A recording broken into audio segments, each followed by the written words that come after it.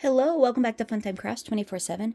This is a demo video, and I'm demoing this for a viewer that wanted to know how to use the Stamps of Life Kiss Cut pad.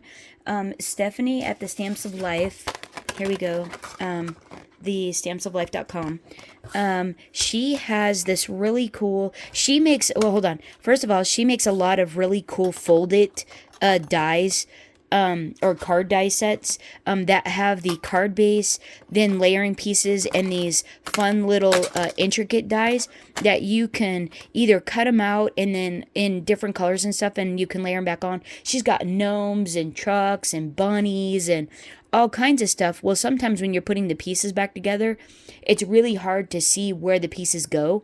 And so she created this plate here.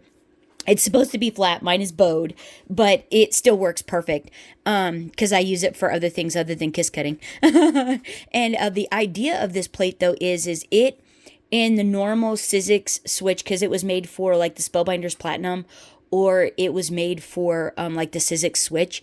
It is supposed to just run. It's slightly smaller than a normal cutting plate.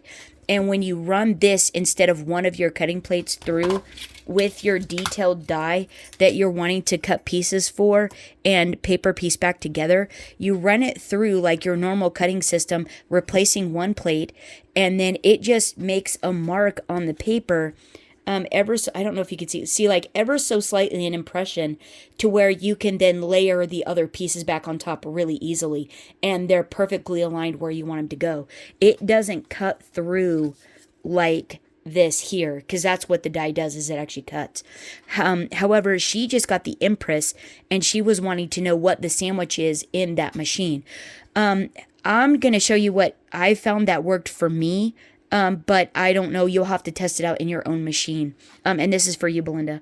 And so what I have here is I have one of the normal A cutting plates for the Empress machine. I have the metal shim. And then I also have the rubber embossing mat right here. C. So I have A, D, and C.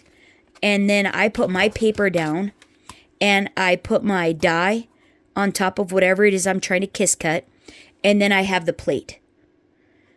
And then I run this all through my machine. So here, let's come over here, and that way you guys can watch how it works. And then it's already powered on, so then I'll just do like this, run. And then I just run it through like that. And it comes out really nice. And yeah, like the gnome, if you're trying to like do the gnome or the Santa Claus or little Easter bunnies and stuff. Yeah.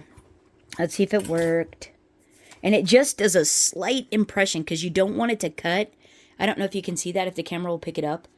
But you just want an ever so slight impression without it cutting the paper. And that's what worked for me on this machine. Let's see, can you see? See there? Yeah, just an ever so slight impression there, but that's what I did. That's what works for me. Hopefully this was helpful for you, Belinda. Hope you guys are having a fantastic week.